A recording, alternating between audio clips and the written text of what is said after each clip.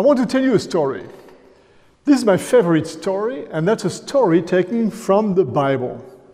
A story that Jesus told us, and you can find it in Luke chapter 15. At the beginning of the chapter, it is said that Jesus was eating and drinking with some people. But these people are not ordinary people, or maybe the people who were expecting Jesus to be with. Because these people are sinners. What does it mean?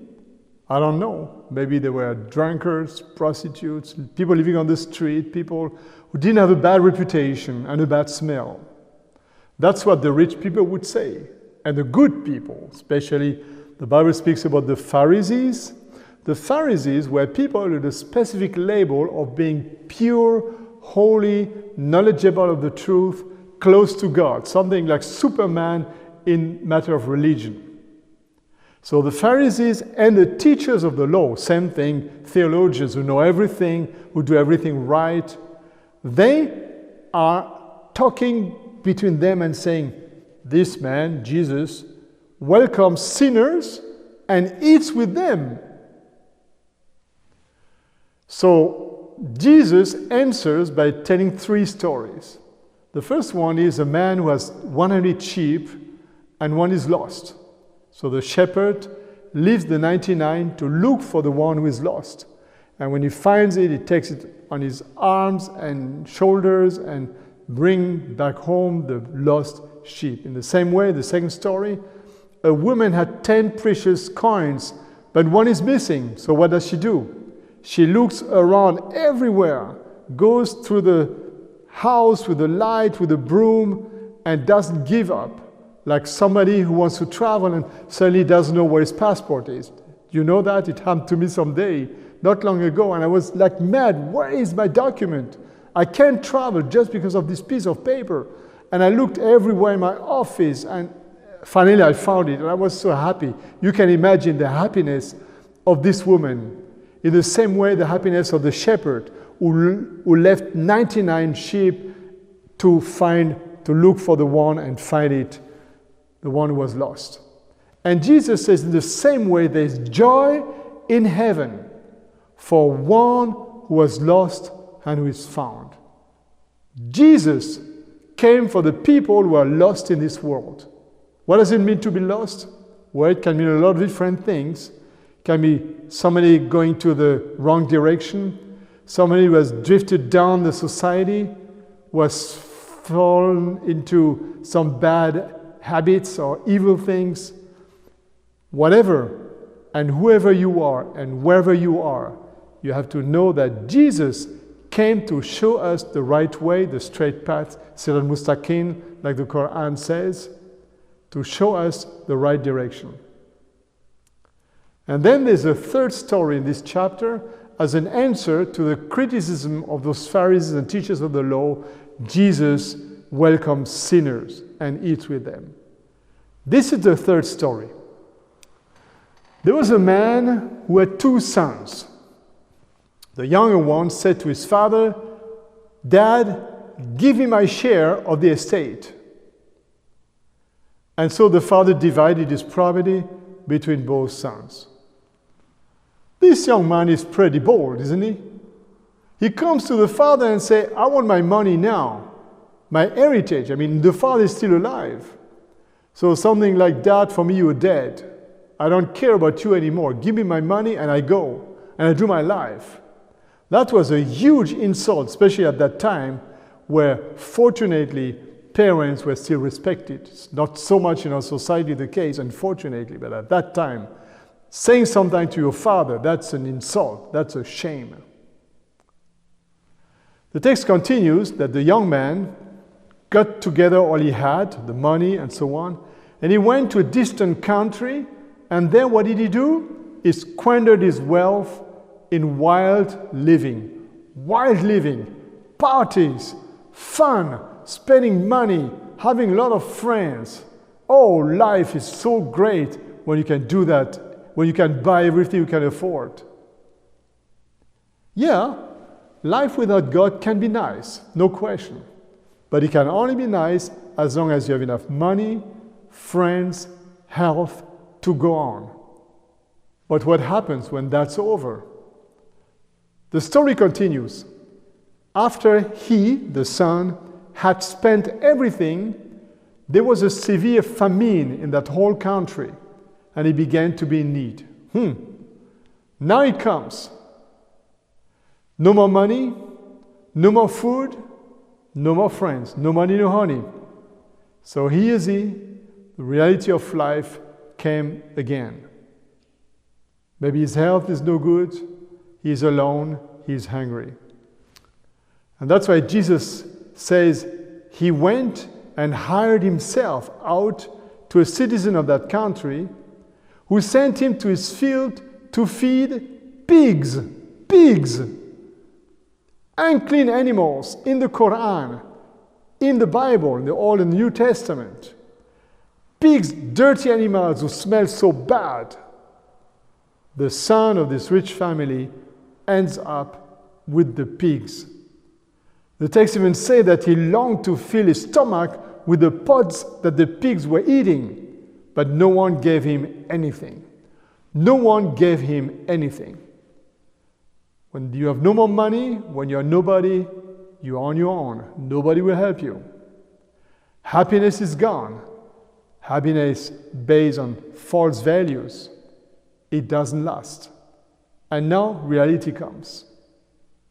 Fortunately, Jesus said that this young man began to reflect on this situation. And he said, how many of my father's hired servants have food to spare? And here I am starving to death. So he begins to think, and he says, I know what I'm going to do. I will set out and go back to my father and say to him, Father, I have sinned against heaven and against you. I'm no longer worthy to be called your son. Please make me like one of your hired servants. And Jesus says, this young man got up and went to his father. Now, how does he come to the father? He could borrow money, take a shower, buy nice clothes, and say, hi, Dad, I am back, as if nothing had happened. But this is not what he said in the story. But before that, let's see how the father reacts. Jesus says, while the young man was still a long way off, his father saw him from very far and was filled with compassion for him. He ran to his son, threw his arms around him, and kissed him. The father has been waiting for him. Why? Because Jesus wants to tell us that God still loves you whatever you've done. God is still waiting for you no matter how deep you have fallen. God hates evil, but he loves sinners. And the text says he was filled with compassion, rahmat. In Greek, the word used here is when you have pain in your belly. So the father has pain like a father has when a child suffers. I think mother has even more pain than the father. But I think you understand the feeling of having someone suffering, and that's as if you were suffering, or even worse. The important thing is the father did not go and look for his sons. He gave him freedom. He let him do his experience. And that's why God does. God lets you do your experience. Why? Because God never forces anybody. God is a God of freedom. And you want to go away from him, he will let you do. But he's waiting for you. And the moment you come back, like this young man, the Father or God sees you and he runs to you. And what does he do here? He takes the son in his arms and kisses him. The father runs. That's something very disgraceful in Orient. In Orient, you never run. An honorable man goes slowly. The man is ready, the father is ready to put aside his honor. He doesn't care what people think. He goes to the son, and the son stinks because he has been with the pigs. Man, that's a bad smell, I tell you. The father is not afraid of that. And not only that, by hugging and kissing his son, the smell of the pigs go into his own clothes. And that's a great picture for how God identifies himself with you.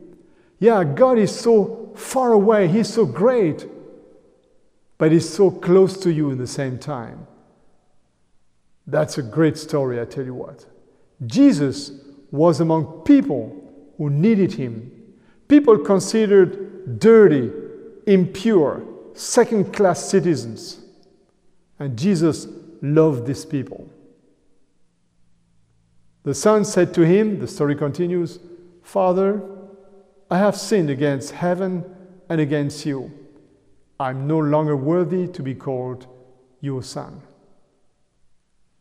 But the father said to the servant, "Quick, bring the best robe and put it on him. Put a ring on his finger and sandals on his feet. Bring the fattened calf and kill it. Let's have a feast and celebrate, because my son was dead and is alive again. He was lost and is found." And they began to rejoice. Jesus said there's so much joy in heaven, like when you lose something and you find it. You are found, and the whole heaven rejoice. You see, there's no time for reproach. The father could have said, "What happened to you? Where have you been? Why you didn't send any message to me?" He could have humiliated his son. He could have asked him, "Promise not to do it again." No, there's joy and joy and joy. Why? Because God is so happy when you come back to him. This is a text in the Bible, in the Torah, who says, God asks actually, "Do I take any pleasure in the death of the wicked?" Declare the Lord, sovereign Lord. "Rather, am I not pleased when they turn from their ways and live?" And the answer is yes. God is not like an old man with a rod in the back, ready to hit you when you do a mistake. God is not the doctor who would come in the morning to the hospital and say, "Whom are we going to kill today?" Well, I don't want to have a doctor like that. But some people think that God is like that. He's ready to find a reason, looking for a reason to hit you. No, God loves you and he wants you to be happy and is ready to forgive you. No matter what you have done, he's waiting for you. As a father, I can understand the father's reaction in the story because similar situations happen all the time. Actually, I think that Jesus tells a true story here, very probably. We, as parents, we are ready to forgive our children. How much more is God ready to forgive you? Jesus said in Luke 12:32, "Do not be afraid, for your Father has been pleased to give you his kingdom." And that's why Jesus said there's more joy in heaven over one sinner who repents than over 99 righteous persons who do not need to repent. Well, I truly think they don't need, because we all need the grace of God. That's my story. I like it, and I tell you why I like it. Because it's my story. But I'll tell you more another time.